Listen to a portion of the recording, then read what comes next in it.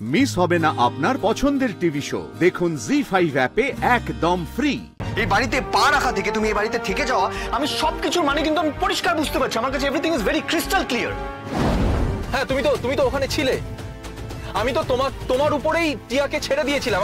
আমি ভেবেছিলাম যে তুমি টিয়াকে একটা নর্মাল লাইফে ফিরিয়ে আনবে, ওকে একটা সুস্থ স্বাভাবিক সুন্দর জীবন দেবে। আমি তোমার উপর ভরসা করে টিয়ার সব দায়িত্ব তোমার উপর দিয়েছিলাম নীলু। আমি তোমাকে ভরসা করেছিলাম ড্যাম ইট, আর তোমার চোখের সামনে দিয়ে ওরা টিয়াকে নিয়ে চলে গেল। সূর্য, বিশ্বাস করো, সানি যে এরকম একটা সাংঘাতিক মানুষ আমি জানতাম না। আর শুধু কি টিয়া, আমাকেও তো ঠকিয়েছে এতদিন ধরে। সানি আমাকেও ঠকিয়েছে, আমাকেও বোকা বানিয়েছে। ভালো মানুষের ভান করেছে আমার সঙ্গে সানি। আর আমরা তো একসঙ্গে বসেছিলাম, হঠাৎ ওরা দুজন উঠে গেল। আমি ভাবলাম ওদের হয়তো প্রাইভেসি দরকার, তার জন্য। Damn your privacy. একদম ভালো মানুষ সেজন্য। হ্যাঁ, সানি কিরকম ছেলে, ও এতদিন কোথায় ছিল, ওর কি মতলব আছে সেটা কিচ্ছু না জেনে আমার বোনটাকে ওর দিকে এগিয়ে দিলে। সূর্য প্লিজ আমাকে ভুল বুঝো না। টিয়া অ্যাডাল্ট। ও যদি সানির কথাবার্তায়, সানির চেহারায় ওর প্রতি অ্যাট্রাক্ট হয়, তাহলে আমার কি করার আছে এখানে? আমি কি করব? আমার তো দোষ নেই কোনো। দেখো, আমি তো আনতে চেয়েছিলাম সানিকে, তোমার সামনে আনতে চেয়েছিলাম, কিন্তু টিয়া আমাকে বারণ করেছিল। বিশ্বাস করো, আমাকে বলেছিল যে আমি যাতে সানির ব্যাপারে তোমাদের কাউকে কিছু না বলি। দেখো সূর্য, যা হয়েছে তার জন্য আমিও খুব টেনশনে আছি। আমাকে প্লিজ বলো, যদি কিছু জানতে পেরে থাকো তাহলে আমাকে বলো। পুলিশ কি উদ্ধার করতে পেরেছে টিয়াকে? প্লিজ আমাকে বলো, পুলিশ কি বললো?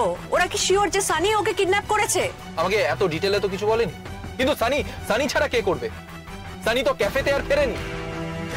আমি একটা কথা বুঝতে পারছি না নীলু, তুমি আমাকে কেন বলনি যে টিয়া কারোর সাথে ইনভলভড হচ্ছে? তুমি তোমার বোনের জেদটা তো জানো সূর্য, আমি মানছি। আমি টিয়ার ক্লোজ হতে চেয়েছিলাম, ওর বন্ধু হতে চেয়েছিলাম, কিন্তু এভাবে নয়। ও সানির সঙ্গে রিলেশনে জড়িয়েছে এই খবরটা কাউকে দিতে না করেছিল। নীলু, তুমি বারবার একই কথা কেন বলছো? ও বারণ করেছিল তাই জন্য তুমি আমার কাছে কোনো কথা শেয়ার করবে না? তুমি তো সেভাবে জানতে চাওনি। আচ্ছা, আজ সকালে তুমি যখন জানতে পারলে সবটা, তখনও তো কিছু জানতে চাওনি। হ্যাঁ, আমারই দোষ। আমি নিজে তোমার ভরসায় টিয়াকে ছেড়ে দিয়েছিলাম। আমি না থানায় গিয়ে সব একা সামলাতে পারবো না। আমি বাড়িতে খবর দিচ্ছি, মা বাবা সবাই আসুন। সূর্য, এখনই বাড়ির কাউকে কিছু জানিও না। দেখো, আমি আর তুমি তো যাচ্ছি, এখন কাউকে কিছু জানানোর তো কোনো প্রয়োজন নেই। সূর্য প্লিজ, তোমার মায়ের প্রেশার, তোমার বাবার শরীর ভালো নেই, তোমার দাদা কিরকম বদমেজাজি, তুমি তো সবটা জানো। Please shut up, just shut up. আমি কি করব না করব, কাকে কি জানাবো সেটা আমার ব্যাপার। নীলু, তুমি বুঝতে পারছো আমি কতটা দোলাচলের মধ্যে রয়েছি? আমার তোমাকে ভরসা করতে ইচ্ছে করছে নীলু। আমি আমার ভরসা করার জন্য শেষ অবলম্বনটুকু আঁকড়ে ধরতে চেয়েছিলাম। আমার নিজের বোনকে তোমার হাতে তুলে দিয়েছিলাম, ড্যাম ইট। কিন্তু আমার কেন জানি না মনে হচ্ছে এই সমস্ত কিছুর পিছনে তুমি রয়েছো। তুমি আবার আমার বিশ্বাস নিয়ে খেললে না তো? আমাকে আবার ঠকালে না তো নীলু?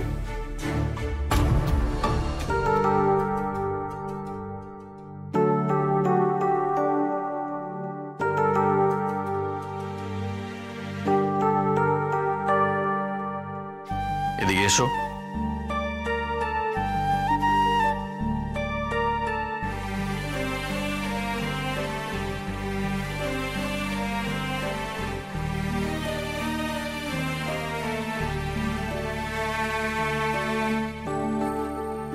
উকি মারছো কেন?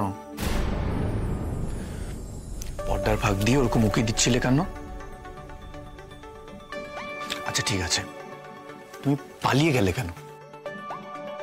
ভয় করছিল। ভয় করছিল কেন? তুমি কি রেগে আছো?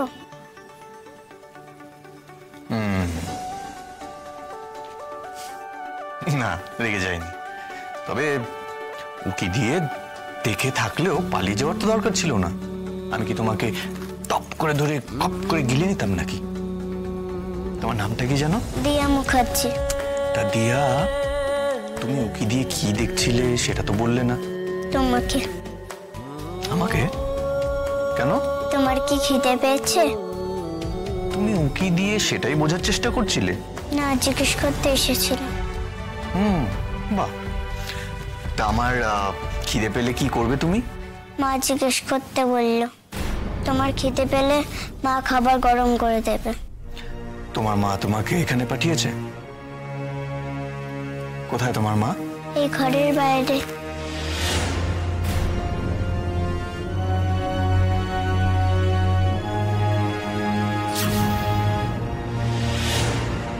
কি করছো এখানে? আসলে আমার মনে হলো তুমি তো অনেকক্ষণ আগে অফিস থেকে ফিরে এসছো, আর রায়েরও দেরি হচ্ছে বাড়ি ফিরতে। তোমার তো অফিস থেকে ফিরে এসে কিছু খাওয়ার অভ্যেস আছে, তো তাই আমি আমার ভাবলাম। খিদে, আমার তেষ্টা, আমার সুবিধে অসুবিধে এসব নিয়ে তোমাকে কেউ কিছু ভাবতে বলেছে? আমি বলেছি তোমাকে ভাবতে? বলিনি তো। So stay away from me. আমি যেন তোমাকে আমার ঘরের কাছে, আমার ঘরের আশপাশে আর ঘুরতে না দেখি। আন্ডারস্টুড? এটা তোমার সংসার নয় কোয়েল, আর কোনদিন হবেও না। তাই বৃথা সেই চেষ্টা করো না তুমি। এই ধরনের কাজ করে আমার ইরিটেশন বাড়িয়ে দিও না কোয়েল। সেটা কিন্তু তোমার জন্য খুব একটা ভালো হবে না। Remember that. তুমি মাকে বকো না, আমি মাকে এখানে আসতে বলেছিলাম। মা তো এই ঘরের মধ্যেই ছিল। এদিকে এসো বেটা। দিয়া, তুমি ঘরে যাও। যাও। যাও মা, যাও। অনির্বাণ প্লিজ রাগারাগি করো না, দেখো দিয়া ঘাবড়ে যাচ্ছে। ঠিক আছে আমি মানছি আমার ভুল। ভুল? এটা ভুল নাকি ইচ্ছে করে করছো সব? লজ্জা করে না তোমার? এতটুকু লজ্জা নেই না?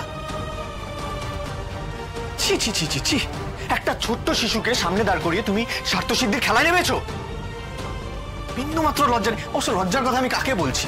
কবে বা ছিল তোমার লজ্জা? আগেই তো উচ্ছনে গেছিলে, এখন আরো কতটা উচ্ছনে গেছো কে জানে। আরো কত লোভ বেড়েছে তোমার কোয়েল, বলো না প্লিজ। দেখো আমি তোমাকে খুব ভালো করে চিনি কোয়েল, আমি খুব ভালো করে জানি। এই বাড়িতে পা রাখা থেকে তুমি এই বাড়িতে থেকে যাওয়া, আমি সবকিছুর মানে কিন্তু আমি পরিষ্কার বুঝতে পারছি। আমার কাছে everything is very crystal clear. তোমার মুভমেন্ট, তোমার তাকানো, তোমার ঘুরে বেড়ানো এই বাড়িতে, আমি সবকিছু, তোমার উদ্দেশ্যটা আমার কাছে পরিষ্কার কিন্তু কোয়েল।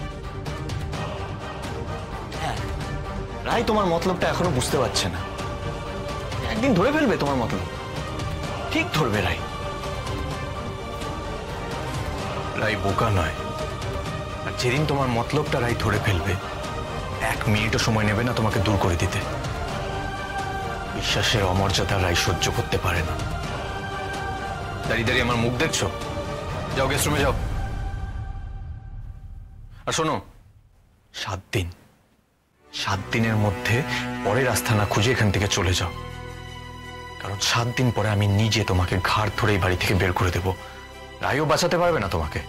তুমি বুঝে গেছো না যে রাই নরম মাটি, ওকে ধরে থাকলে তোমার উদ্দেশ্য সিদ্ধি হবে। এই বাড়িতে তুমি চিরকালের মতন থেকে যেতে পারবে। হবে না সেটা। আমি তোমাকে এই বাড়িতে থাকতে দেব না। জি5 ডাউনলোড করুন আর সব এপিসোড দেখুন একদম ফ্রি।